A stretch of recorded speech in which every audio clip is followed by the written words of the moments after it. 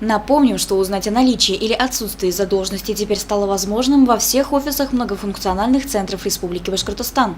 Также можно получить информацию в личном кабинете на сайте Федеральной налоговой службы России, на едином портале госуслуг и непосредственно в самом налоговом органе. Погасить задолженность также просто имеется 4 способа. Это через личный кабинет налогоплательщика физического лица, через портал государственных услуг, через банки и почтовые отделения, также через сайт налог.ру, а именно в разделе «Заплати налоги» на сайте ФНС России. Специалисты также сообщают, что Федеральная налоговая служба запустила в эксплуатацию мобильное приложение сервиса «Личный кабинет». Например, индивидуальные предприниматели с его помощью могут просматривать сведения о применяемой системе налогообложения, о контрольно-кассовой технике, отслеживать информацию об этапах рассмотрения документов и многое другое. Данная программа доступна для операционных систем Android и iOS.